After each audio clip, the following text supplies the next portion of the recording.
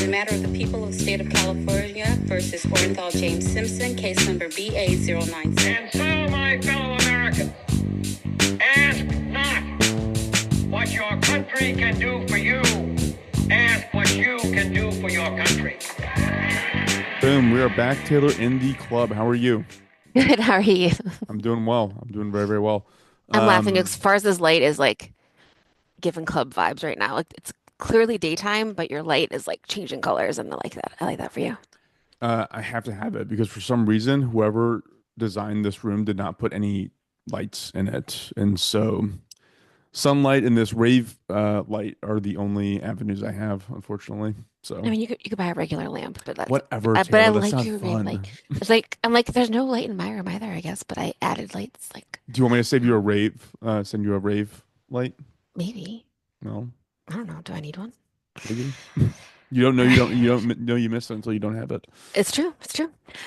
Cool. Well, hello everyone. Welcome to Doomed to Fail. We bring you history's most notorious disasters and epic failures twice a week. I'm Taylor, joined by Fars. I am Fars. I'm here and I'm ready to dive in. Am I fair in assuming I go first today? I think so, yeah. Okay, I'm gonna do a little bit of a preface part here. Okay. Let's do it. I watched Conclave Oh, I have not because watched it yet, but I get why you did. Continue. apparently it's like streaming like 3x like right after Francis died. What a good idea to put out a movie. How serendipitous? Like how much luck must you have to have done that? I mean, like probably not that much luck because he was like 80 years old. I mean, And so you're like, in the next couple of years, he was definitely on the out of here team for a long time. I mean, fair. I don't pay attention to this stuff very much, so like, I mean, I if you were paying attention, you probably already knew that. So, Yeah. but But fun. But I haven't watched it yet, but I want to continue. it is awesome, Taylor. Do you want to just say what it's about first quickly, or are you going to talk about it? Just in case anybody Well, doesn't so know. basically, Conclave, it's about the Pope dying, and then when the Pope dies, the Vatican, the cardinals all get together, the ones who are under 80, and they vote in a thing called a conclave on who should be the leader. It's very interesting because it's also like political, but it's like Hmm. political on like a grander scale. You know, like in the US, when we talk political, it's like the economy or immigration. And in their case, it's like the entirety of like the Catholic Church and faith. And like, do we want to go this direction? Do we want to go that direction? Right. I also learned there's a concept called fat Pope, thin Pope. Cool. And the theory behind it is that usually who at whatever personality type guided the church during like with one pope, they try to Hmm. pick like a different version of that Mm. so if like and they simplify it by saying that if you have a fat pope, you got to get a thin one next. Then you got a thin pope, you got to get a fat one next. Got it. I think we was talking about this, and I did mention that we are living in the era of the least hot popes because they're like when like Jude Law was the Pope is sexy. I forgot when he was like the real pope. I feel like I feel like whenever I watch like old things about the Pope, I mean, or whatever I know about the Pope, like, they used to have like a bunch of kids and like, you know, There's so much all the so corruption. so that's kind of the premise of this. I watched Conclave and I got like obsessed with the Catholic Church, which we've talked about before because it's like kind of like a sexy religion. You have like Yeah, it's fun. exorcism and like it's like there's a lot of fun Gothic mythology to it. The history of it is Hmm. so fascinating. And I've just been like super obsessed and like at some point I want to do one of like the top five most interesting popes because there's so much fun stuff that goes on there, especially in Hmm. like the olden days. Not so much now, but like back then. Right. That's what I mean. Like it was weird for a while. And remember we talked about like the Great Schism where there's two popes? Remember? Yeah, well, there's an anti-pope, yeah. Yeah, I love that job.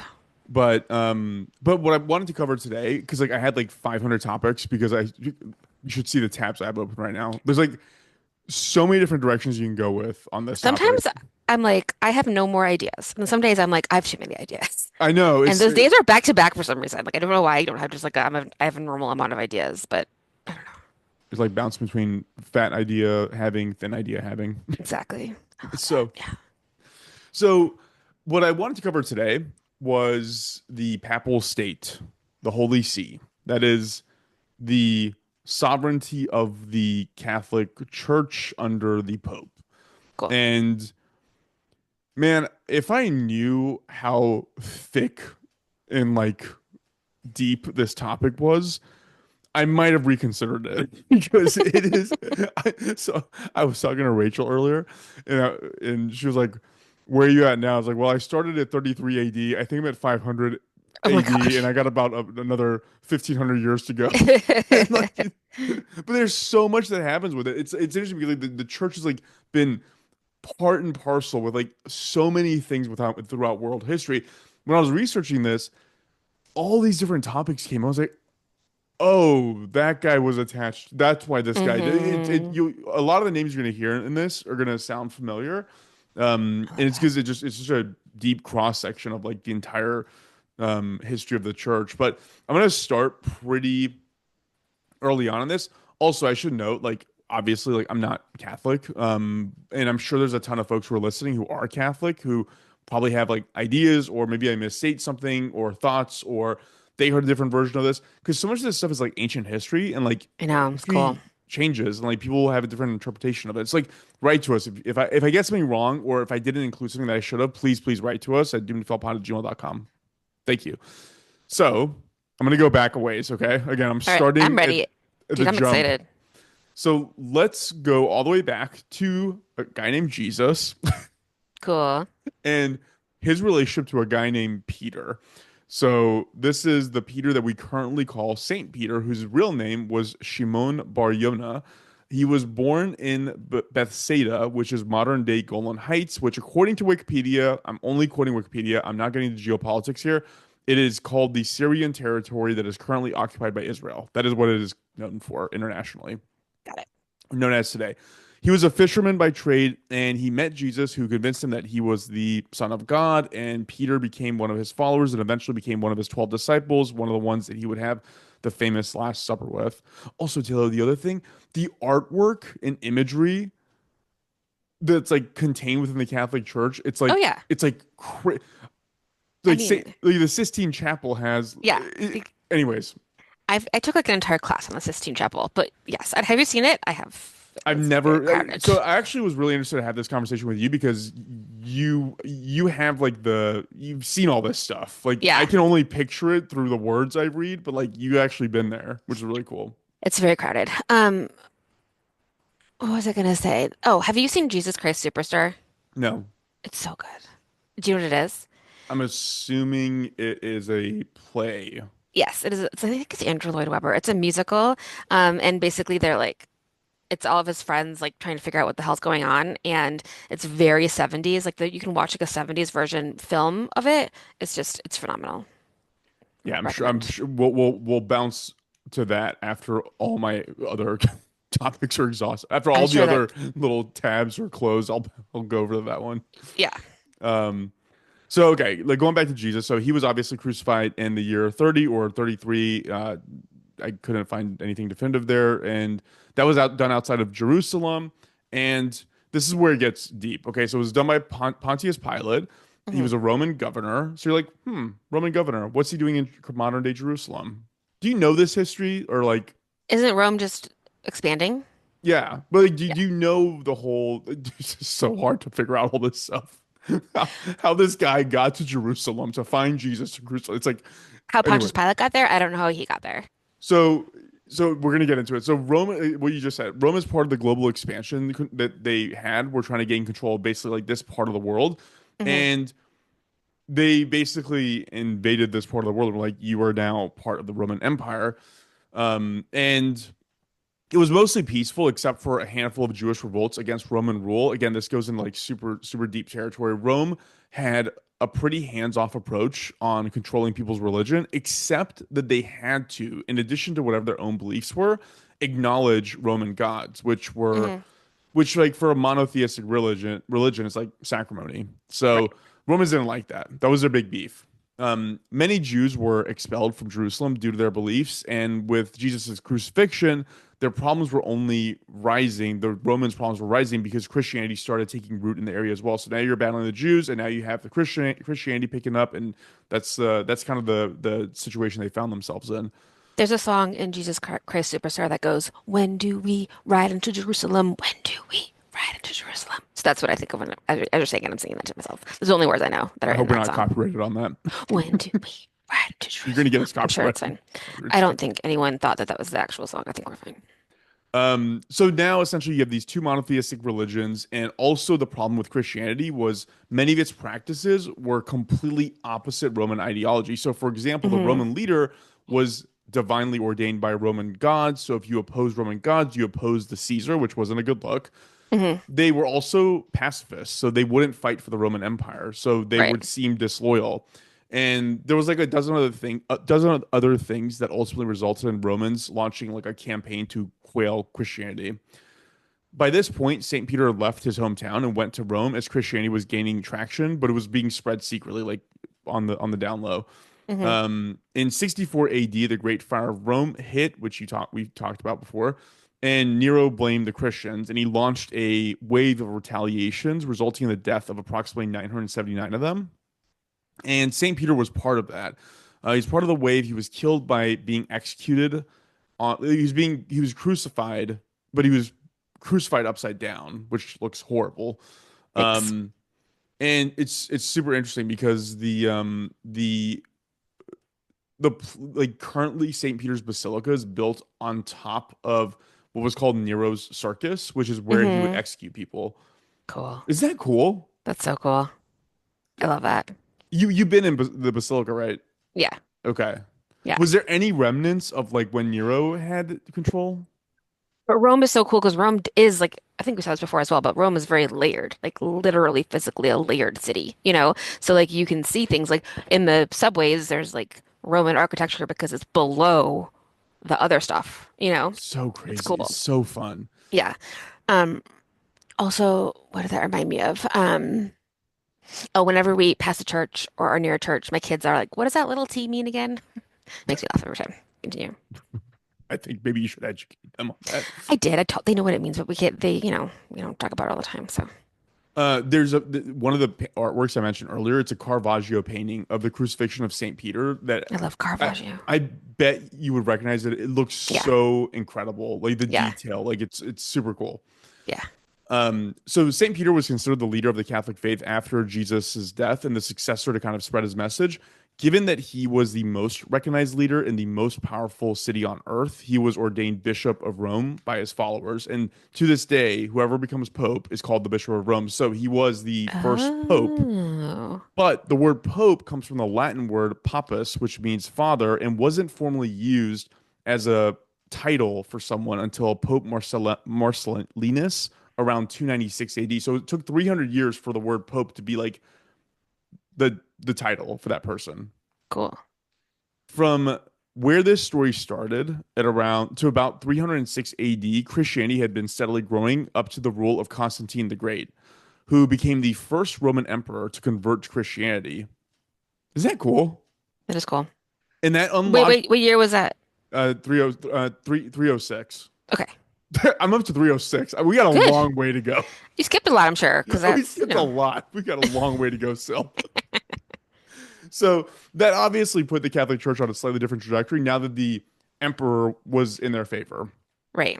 So Constantine issued laws granting the church the ability to acquire and possess property, and even gifted them what's called the Apostolic Palace, which today is the Pope's home in Vatican City. Nice. Um, wait, did you go to Vatican City too? Oh, you must have. Yeah, you went to Yeah, St. yeah. Peter's Basilica. Okay, yeah, Hmm. so resources started pouring in, and the church started acquiring land, which granted them more status and more power. By this point, there was a Eastern and Western Roman Empire under the theory that the city was too big for one person to control, and so they kind of split that up. Ultimately, that weakened both states, and on both fronts, they started inviting kind of barbarian invasions from Germanic tribes as well as Attila the Hun tearing through the region. A lot of names that we like are so Fun. fascinating and it's so crazy. Anyways, over time, the culture of Rome shifted as more and more outsiders moved into Rome, and as a byproduct of these invasions, so Rome was changing, but the church wasn't, which appealed Hmm. to a lot of the local natives, the native Romans, right? And so this only resulted in more and more local Romans gravitating towards the church, expanding Christianity, expanding kind of their power and status and all that stuff. Because it's funny, you can see it building. It's like when you talk about like political organizing, like it reminds me of that. It's like it doesn't Hmm. happen at once. It just has to be like a groundswell that builds. Hmm. So over time, Rome's power waned as Germanic groups like the Franks rose to prominence. They would ultimately control a lot. They would control, this is modern day, I'm using the language. So the Franks would control France, most of Germany, all of Belgium, Netherlands, Luxembourg, Switzerland, most of Austria, and northern parts of Italy, Spain, Slovenia, and Czech Republic. They're huge. Like those are my people. Yeah. Yeah. Yeah. Genetically. Yeah, totally. In the 400s, their king was a guy named King Clovis, and he converted to Christianity and formed a natural partnership and alliance with the Pope at the time. During that time, mid to southern Italy was still being attacked by other Germanic tribes not controlled by the Franks, namely a group called the Lombards, and the Pope obviously hated this. So in 754, Pope Stephen II anointed the king of the Franks, a guy named Pepin the Short. Poor guy. Poor guy. He's like, I'm not that short. I'm 5'8". That's I um could like literally my brain goes to see someone like real jolly, being like, yes. boop-a-doo, what's up, Yes. guys? But it's probably not that Probably not cozy. that jolly. Yeah. I don't think anybody was that jolly this time. So the Pope at the time in 754, he ordains and anoints this king of the Franks, protector of the Romans. And following this, Pepin agreed to use military power to repel the Lombards and give control of the region back to the Pope. So he did that only 2 short years later. So in 2 years, in 756, he used his military strength, took control of other regions within like the middle to southern parts of Italy, the region that is modern day Emilia, Rome, obviously the Adriatic coasts, Spoleto and Viterbo, and that was approximately 18,000 square miles of land and around 2 million people that were now directly under the control of the Pope. At this point, this is the shift in the mid to late 700s from the Pope being a spiritual leader to one that was a political one as well. Hmm. Hmm. And we're going to fast forward a little bit to 12 years later, after this land grant was given by Pepin, he died, and his sons, Charlemagne and Carloman, they rose to power, although Carloman died in 771, leaving Charlemagne the main ruler. Amazing. He was also a huge supporter of the popes, and the pope very much needed his support to maintain his power. So, as part of I can't even understand how complicated this is. So part of this complicated strategic plan was balancing out like the need for protection versus the need for control. Hmm. What Pope Leo III decided to do was he crowned Charlemagne as the Holy Roman Emperor and the Emperor of Romans. Hmm. So the trade-off here was that the Pope gave Charlemagne spiritual authority and Charlemagne gave the Pope military and political muscle. That was the idea. That was a handoff. Hmm. This would result in a ton of strife because what you ended up in a situation was that you have two people with egos Right. and they don't want to play second fiddle to the other.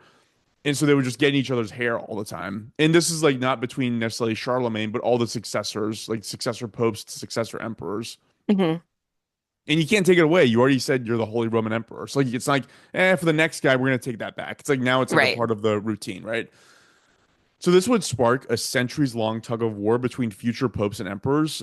Emperors would try to make decisions, have decision-making abilities within the church, like who should be appointed bishop, and the pope would retaliate by excommunicating emperors. Like that was kind of the tugging back and forth. Over time, this tension built up to the point where the pope had no faith that whoever the Holy Roman Emperor was would protect him in the church. Hmm. So he found salvation within France and the French monarchy because the French monarchy at that point was rising in power and saying, "We'll protect you. Come to France." Hmm. So in 1305, the papacy actually moved to Avignon, France, and it would remain there till 1378 when Pope Gregory moved back to Rome, sparked in part because of the hundred years war with France and England. Hmm. It's all tied. It's so you see what I'm saying? Like it's literally like Yeah, yeah, yeah. what you're doing Like right now, the knitting you're doing, like every element of like human history is knitted with like the church and like what it did and what it didn't do. It's so fascinating. absolutely. And I mean, as you're saying this, I'm like remembering when like Napoleon made himself the Holy I'm Roman gonna talk about Emperor. that. Yeah. Don't ruin it. Don't ruin it. Yeah. We're gonna do a lot of this. So We're only funny. at 1300, okay? Okay. So Over the time that they were in Avignon, their control over their lands in Italy were reduced as the locals kind of started acting independently of the papacy. Even though technically the papacy still controlled the region, they had local administrators, but they were like, "You're not here. Who cares? Like, why am I going to pay attention Yeah, I about?" mean, I mean, it's hard to do that now with computers. Yeah, You know, yeah, like keeping totally. everything straight, I feel like would be really almost impossible. So throughout the late 1300s and early 1400s, they used their military power to seize back control of their lands, and basically regained all of it. So the Pope moves back in late 1300s. They just like shore up a military and are like, we're just going to take this by force. And it seems this time period and the kickoff to the Renaissance is also when the Pope became like much more of like a military and strategic leader than anything else. Pope Julius Hmm. II, apparently, he was called what is it, the war pope or something. He would literally wear armor and lead his military into cities that he wanted to take. And like, it was like crazy. Like, it was like, it's like nuts. Like, it's like, he was like, Yeah, can you imagine Pope Francis with like a sword, like just running into battle with his little hat on? no. Like, I mean, my whole life, the Pope has been in his 80s. yeah, It yes. feels like it's always been an old man. Yeah, So, totally, totally. So by the late 1500s, the papal state was as large as modern day Switzerland and at the height of its importance and power.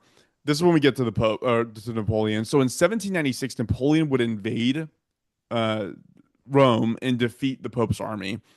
Napoleon had a very hostile relationship with the Catholic Church, as did France in general during the French Revolution. I mean, he thought religion was fine, but only when it served the state's interests. And so the idea of hmm. a papal state and a Pope army was kind of anathema to him. Yeah. When Napoleon invaded, he took Pope Pius as a prisoner, where he would eventually die in prison several weeks later.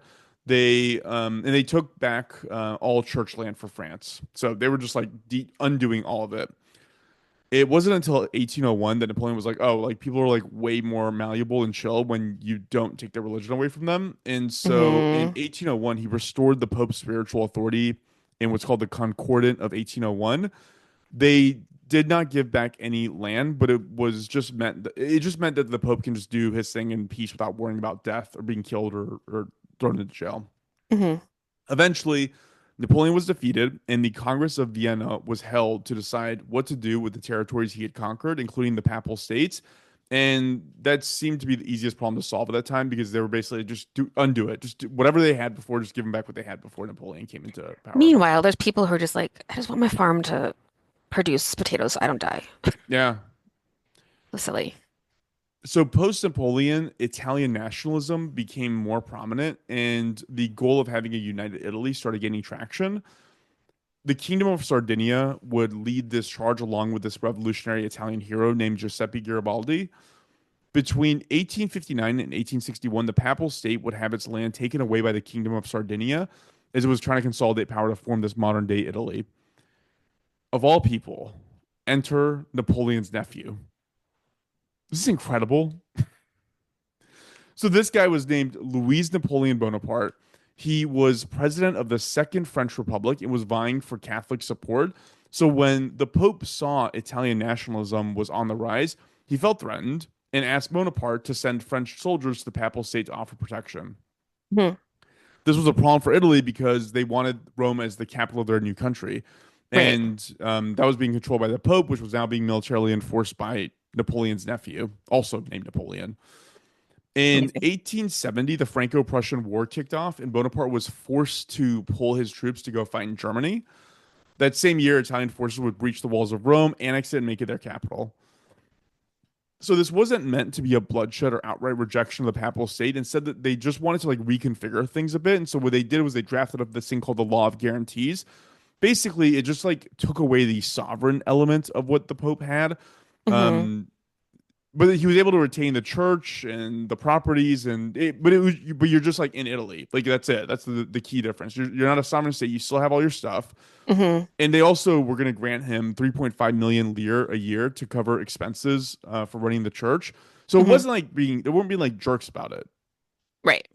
And um you would have thought that would be great, but given how dramatically it reduced its power from even 300 years ago, the Pope at the time, Pope Pius, he totally rejected it. He was like, no, without sovereignty, I'm not going to do this. It wasn't until 1929 and the signing of the Lateran Treaty between Mussolini and the Pope at the time that they finally reached an agreement and Hmm. Vatican City was established. Mussolini's involved in this. I went from Jesus to Charlemagne to Mussolini. I don't know anything about Mussolini, but it's kind of a shit deal. Vatican City's small. I want you to say more of that because the next thing I pointed out here was that allowed them to have sovereign control over the Vatican City state under the Pope. So he's still head of state there. Hmm. But again, it went from an 18,000 square mile empire to what is 109 acres. It's basically a beautiful church and a gift shop. It's that small. Yeah, I mean, like, okay, so I think it's not, I mean, 109 acres. I feel like when you go there, you stand in the middle of the piazza, whatever, and you look at if the Pope is there, he comes out in his little um balcony and waves. Otherwise, you're kind of like filtered through the galleries and then into the Sistine Chapel and then out of it. Like, there's not, I don't know. I feel like that when you're a tourist, you just kind of go in and out. Because then you can leave. It's like it's a walled part inside of Rome. And like the Swiss guards with their funny little outfits are outside. So I was trying to put in context and perspective that I would understand what 109 acres is. I looked up how big the Biltmore estate is in North Carolina, and it's Mm. 8,000 acres. So this is 80 times smaller. So Yeah. that's still not great for scale, but yeah, I'm It's kind of like getting it. I feel like like how big is Universal Studios? I mean, it's not crazy small. Yeah. So it's not super small, but it's like, you know, Well, the other thing I they granted imagine that, them, yeah, because it's like, yeah, it's like, because it's like the piazza and then like buildings around it. well, the other thing they granted them was that there's a bunch of other properties that is the Catholic Church's properties that are Hmm. outside Vatican City in Italy. And Hmm. one thing they did was they were like, listen, those properties are going to be on Italian land, but we'll treat it like a foreign embassy essentially. You can do whatever you want there. Like you have like immunity, whatever. Like just do Hmm. like Hmm. we're not going to intrude on your stuff there. And so that's what the deal they ended up striking was, and that's kind of where they're at right now with things, which is like again, just so interesting like how crazy Hmm. this history is and how it intertwines with like so many things you learn in school and hear about, and it's all interconnected. There's stories in here that there's a fun story where when Napoleon was gonna take his crown, the Pope was gonna give him the crown, but they still had this like contentious love-hate kind of a Hmm. relationship with each other. And he grabs the crown from the Pope and is like, "This doesn't come from God. I gave this to myself," and like he like put it on his head. I remember I said that because I did Napoleon, remember? Yeah. And I remember writing, I cannot stress this enough that Napoleon put the crown on his own head. And then another thing, I don't know if you said this in that episode or not. One thing he did was he was gonna give like a gift, like a crown gift to the Pope. And usually these things are like made for fitting on your head and they're like 2 pounds, right? He ended up sending him like this like tiny hat that was 18 pounds of jewels and gold, like just to be a Amazing. jerk. Yeah, Like just to be annoying. absolutely. That's so funny. He seems like when I was reading the Napoleon part, I was like, this guy seems like crazy petty. Like he seems like a very, very Yeah. small person. Yep. Um, Indeed. but Indeed. that is just like a surface level view of like all like some of the major events that ended up leading us to the current day Vatican City. All that being said, Taylor, you've actually been there, you've touched it, you've smelled it, you've seen it. Like, what is it like? It was, well, I mean, it was very crowded. So I felt like that was like a big takeaway. I went there, I think, okay, so I saw the Sistine Chapel. I do When did you go? love When did you go? 2001. Okay. Um, what is the Socrates painting in Vatican City? There's a great, oh, the School of Athens is a really cool fresco by Raphael, and that's in there. That's really cool. I remember seeing that. And then Sistine Chapel obviously is incredible. And Is it I feel big? like, yes, Is it inside the basilica or is it a separate building? I think it's the next door building. Okay. Yeah, it's like connected, but it's like next to it because it's like just like it's like a cathedral, like a long room with there's no seats because you everybody's just standing and staring up. you know. So what do they do there again? Is it do they use it for service or what is I don't it? know. Maybe that's where the conclave happens. Maybe they probably do things in there, but I don't know. I don't know. Um, But it's worth a visit. Like it sounds like even just like the artwork yeah. you see is like crazy Oh my and God, the Sistine Chapel is insane. It's just absolutely incredible. It's incredible that essentially Michelangelo did it upside down, you know? And there's people who like devote their lives to every single panel of it, you know, every single section. Like, what is this like? And it's a fresco. And I do remember when I was there, I took an art history, obviously art history class, and we had like a thing where we made a fresco, and it was so funny because it was so freaking hard because he painted on both this and the School of Athens are painted on wet plaster. So oh you have to paint wow. really fast. Yeah. And then it's like like becomes the wall. It's not like they painted the wall, like the wall is the painting, you know? Um, and it's really hard and So it's beautiful. And interesting. we're very lucky that it still exists. I feel like a lot of these things, especially like all of the Roman architecture. I think we talked about this last week. We're so lucky that David didn't get destroyed during World War II. Yeah. All of that stuff. My favorite picture of my brother Kincaid ever is they're waiting for the Pope to come out in the piazza, and he's just standing there, and it was so hot, and there were all these super excited nuns around him, and he's like, "Oh my God, it's so hot. There's so many nuns." It's just really funny and Did you see the exciting. Pope when you were there? I didn't, but I think Kincaid and my dad did because they were there at a different time than I was. Yeah, Yeah, creation of Adam Michelangelo. It's like every like like the best of the best of the best in art in terms of artwork and like all of it is just like contained in this absolutely. like tiny 109 acres. Like it's like Yeah. so interesting. So funny. One of the reviews is people ruined the experience because they were loud and just pushing, and that is I agree to that one. There were too many people I there. assume I you know what I assume that's exactly what the Louvre is like. That's why I've never Yeah, had any interest in seeing the Mona Lisa because I'm like I don't want to be around that many people. exactly. It's really hard. Like being in a yeah, being in a card museum is so annoying. You Yeah. want to like take your time and like sit and read and look and bring it in, but when people are pushing you, yeah, it's annoying. Yeah, it's I mean wherever you go, it's wildly crowded. It's beautiful. The Swiss guards are cool. I don't know why. Do you remember why Swiss guards are there? Because they got rid of the military. Because as part of the last accord they signed with Mussolini, they couldn't have a standing military. And it's the Swiss Guards, and there's another thing I can't remember. It's a word I've literally never seen until I started researching. It's a gendarme or something. There's some sort of Mhm. like their function is that of like police for Vatican City, essentially. Right, I was going to ask you when that was done. So a Swiss guard get approximately 1,500 euros a month, tax free. Oh, and they get free housing and their children's school fees are covered. So, and they get to shop at a special tax-free duty shop for the Swiss guards. That's funny. Well, I don't know if I'm gonna do like a multi-part series on this, but like man, there's so much There's so fun many stuff about fun, the like Catholic little Church. stories. Like I know. We love it. I just learned there was a Netflix show that came out like 2 years ago about this girl that went missing in the Vatican, who lived in the Vatican with her Yes. family. They still don't know what happened, but the more you dig into it, they found some mob bosses like remains in the papal tombs. It's like crazy. It's like Hmm. it's literally like the Da Vinci Code, except like real. I loved reading the Da Vinci Code. I was excited. It's so interesting. Yeah, I was like, this So is super fun. I love this stuff. Like, I love that yeah, there might be a secret in the middle of it. Like, remember they found the one king in England in a parking lot? Like, that does just sound like familiar.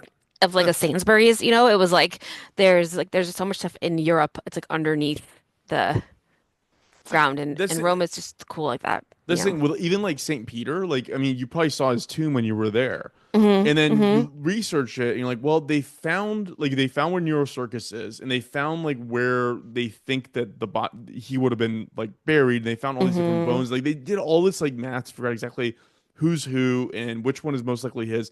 They put him in the tomb in Saint Peter's Basilica, but the tomb what you're looking at is like not he's underneath it, but he's like Right. a level underneath it. So you can go underneath the tomb into the papal. So, but beneath the basilica is like a graveyard of popes, Well, and right. the artwork is unbelievable. Like look up papal tombs and look up some of the artwork around these guys, and it's just Hmm. like, and I don't think you're even allowed to go in there. I think you have to do a special request to I'm go sure. in there. So like I'm like, what else do y'all have? Like how many crazy pieces of artwork and how many like insane things are there that are like behind walls that nobody can ever access? Like Oh yeah. What are the tombs in Indiana Jones and the Last Crusade? Are they in Rome I don't remember. in the beginning? Um, yeah, it's just like that though. There's like beautiful stone headstone things everywhere. Yeah. That's very exciting. So Yeah, we should anywho, go. yeah, it's definitely on the list, especially Oh, after they're I in watched Venice in the Conclave. beginning. Yeah. I know I will watch Conclave. I do want to. Yeah, tell me what you think of it afterwards. I have opinions, but I'm not going to share them right now. I mean, I think it was great, but like there I have some whatever. Cool. That's all I got, and who knows? Maybe I'll do more Catholic Church stuff next week or the week after. But like, if y'all have ideas on this, like, given the fact that there's a 2,000 year history here, like, there's so many different directions you can go in, and all of them are Hmm. fascinating, and it's kind of hard to figure out which one you want to go after. So, Yeah, like um, everything. We could like dedicate our lives to just talking about this. totally, totally. Yeah. Yeah. So write to us, doingitfellpod@gmail.com. Find us on the socials. Taylor, do you have anything for us? No, I did. Morgan did send something about her friend who is doing like a has a documentary about Antarctica coming up. So I'll share with that when that comes out because we were talking about Antarctica last week, and that is pretty cool. Sweet. Yeah, Love it. yeah, Cool. If there's nothing else, we'll go and sign off then. cool. Yeah, find us on all the socials. Did you say that already? Doomed to Fail Pod, Yes. Patreon as well. Email doomedtofailpod@gmail.com. All things. Thanks all. Thanks, Taylor. Thanks.